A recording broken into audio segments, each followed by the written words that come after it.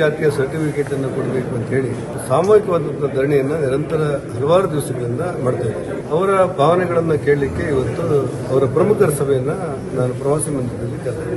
ಅವರು ಸುಮಾರು 1994ರಿಂದ ಪ್ರಾರಂಭವಾಗಿ ಅಥವಾ ಅದಕ್ಕಿಂತ ಮೊದಲು ನಡೆದಿರುವ ವಿದ್ಯಮಾನಗಳು ತಮಗೆ ಜಾತಿ ಸರ್ಟಿಫಿಕೇಟ್ ಕೊಡ್ತಾ ಇರುವಂತಹ ರೀತಿ ಸ್ಥಗಿತವಾಗಿರುವಂತಹ ಹಿನ್ನೆಲೆ ಸುಪ್ರೀಂ ಕೋರ್ಟ್ ಹೈಕೋರ್ಟ್ಗಳ ಆದೇಶಗಳು, ಕೆಲವು ಅಧ್ಯಯನ ವರದಿಗಳು ಇವನ್ನೆಲ್ಲ ಉಲ್ಲೇಖ ಮಾಡಿ ನ್ಯಾಯಸಮ್ಮತವಾಗಿ ನಮಗೆ ಕೊಡಬೇಕಾಗ್ತದೆ ಎನ್ನುವಂತ ಆಗ್ರಹವನ್ನ ಮಾಡಿದ್ದಾರೆ. ಅವರ ಮಾತುಗಳನ್ನ ಮತ್ತು ಅವರೆಲ್ಲ ಮುಖಂಡರ ಭಾವನೆಗಳನ್ನ ತೆಗೆದುಕೊಂಡ ನಂತರ ನಾನು ಅವರಿಗೆ ಒಂದು ವಿಶ್ವಾಸ ಕೊಟ್ಟಿದ್ದೇನೆ ಅಂತ ಹೇಳಿದ್ರೆ, ಇದು ತಾಲೂಕು ಮಟ್ಟದಲ್ಲಿರುವಂತಹ ತಹಶೀಲ್ದಾರ್, ಜಿಲ್ಲಾಧಿಕಾರಿಯವರನ್ನ ಮೀರಿ ಹೋಗಿರುವಂತಹ ವಿಚಾರಗಳಾದ್ರಿಂದ ನಾನು ಉನ್ನತ ಅಧಿಕಾರಿಗಳ ಸಭೆಯನ್ನು ವಿಧಾನಸೌಧದಲ್ಲಿ ಕರೀತೇನೆ. ನೀವು ಈ ಸಮುದಾಯದ ಒಂದು 8 ಜನರು ಕೂಡ ಆಹ್ವಾನಿಸ್ತೇವೆ. ಕಾನೂನು ತಜ್ಞರು ಮತ್ತು ನಮ್ಮ ಅಧಿಕಾರಿಗಳ ಜೊತೆ ಒಂದು ಚರ್ಚೆ ಮಾಡ್ತೇವೆ. 18ನೇ ತಾರೀಕಿನ ಆಸುಪಾಸು ನೀವು ಸಹಕಾರ ಕೊಡಬೇಕು, ಈ ದಂಡೆಯನ್ನು ವಾಪಸ್ ಹೊಡಿಬೇಕು ಅನ್ನುವಂಥ ವಿನಂತಿಯನ್ನು ನಾನು ಸರ್ಕಾರದ ಪರವಾಗಿ ಮಾಡಿದ್ದೇನೆ. ಅದನ್ನು ಪರಿಶೀಲನೆ ಮಾಡ್ತೇವೆ ನಾವು ಅನ್ನುವಂಥ ಮಾತನ್ನು ಹೇಳಿದ್ದಾರೆ.